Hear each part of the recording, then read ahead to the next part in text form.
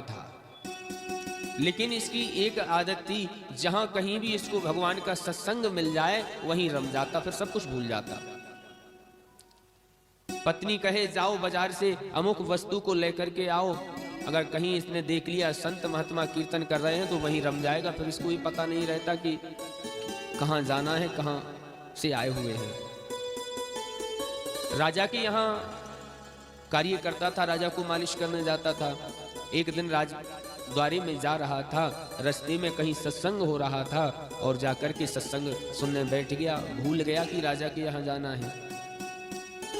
लेकिन भगवान को चिंता हुई कि यदि ये समय पर नहीं पहुंचा तो राजा इसको मृत्यु दंड दे देगा।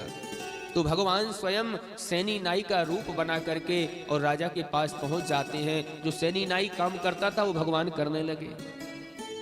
अब जैसे ही राजा शीशे में देखता तो भगवान का प्रतिबिंब दिखता और पीछे देखता तो सैनी नाई दिखता। बड़ा सुंदर ठाकुर जी ने उसकी सेवा की और बड़ा प्रसन्न हो गया। जैसे ही वहां सत्संग पूरा हुआ, अब इसको ध्यान आई, अरे हमें तो राजा के पास जाना था। दौड़ा दौड़ा राजा के पास गया। राजा बड़ा प्रसन्न हो गया। अरे सैनी, आज तो जैसी तेने सेवा की इससे पहले कभी की ही नहीं, आज मैं तेरे से बड़ा प्रसन्न हूँ, मांग, मुझसे क्या मांगना चाहता है। ये तो घबरा गया, हे भगवान मैं तो आया नहीं, मैं तो वहां सत्संग सुन रहा था, यहाँ कौन आया। डरता हुआ कहता है नहीं, मैं तो आपके पास आया ही नहीं। अरे सैनी क्यों झूठ बोलता है, कुछ कमी है तो और कुछ तुझे दक्षा पानी दे दूं।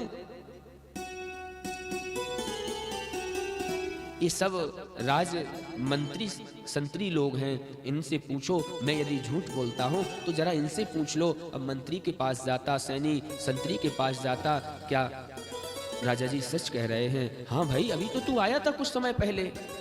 सैनी समझ गया कि ये सब भगवान की लीला है। अरे मेरे द्वारा मेरे ठाकुर जी को परिश्रम करना पड़ा, मेरे द्वारा ठाकुर जी को मालिश करना पड़ा। आज से इस संसार छोड़ दूंगा, मैं अब इस संसार में नहीं रहूंगा। घर द्वार छोड़ के और भगवान के भजन को निकल जाता है।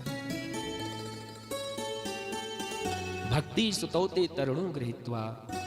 हे भक्ति माता, आप जिस पर कृपा कर दो वो तो कोई भी हो वो भगवत धाम पहुंच जाता है, आप चिंता ना करें।